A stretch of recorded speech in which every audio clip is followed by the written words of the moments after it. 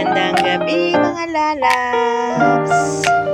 Hello, share ko lang. At dahil nga bakit gabi na nandito ako sa labas, ay dahil day off ko. Ayan, share ko lang sa inyo. Day off ko at nandito ako sa waiting area. Hintayin ko yung ate ko na magsundo sa akin. So, ayan yung aking bag ng mga Tupperware, lagayan ng ulam. So,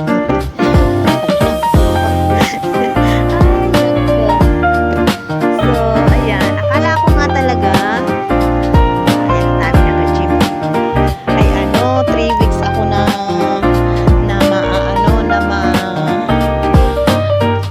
hindi magdi-day off. Ay di, ngayon nga ay hindi ako inano na mag-day off straight ng 3 weeks. Kaya naman, magdi-day off ako ngayon. Bukas ganitong oras din ang aking balik. So, ayan. Talaga magabi.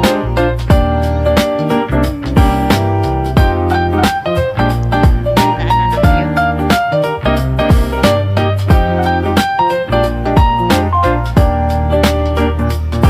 So, hihintayin ko yung ate ko ng 9 ang labas niya sa kanyang work.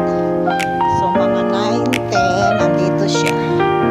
So, lalabas na ako dito sa labas mamaya pag mga 9, 10 na. Yun. Okay naman. Share ko lang sa inyo. Ako ay 1 month.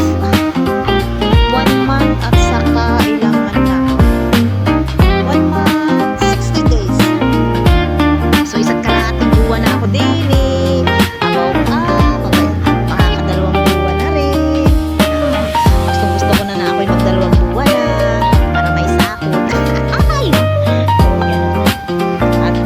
At least talagang nawawala yung pagod kapag may sakot na. Nawawala ang lungkot. Nare-refresh lahat. Parang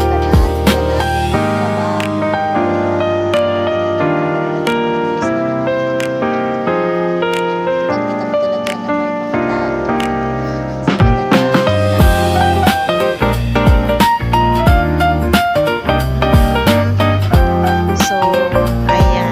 Ito lang muna ulit ang aking share. At salamat sa inyong panonood. Bye, bye, bye, bye. God bless. Grab siguro ito.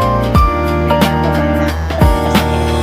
Magandang gabi mga lalabs. Ayan. Dahil ngayon ay day off ko na naman.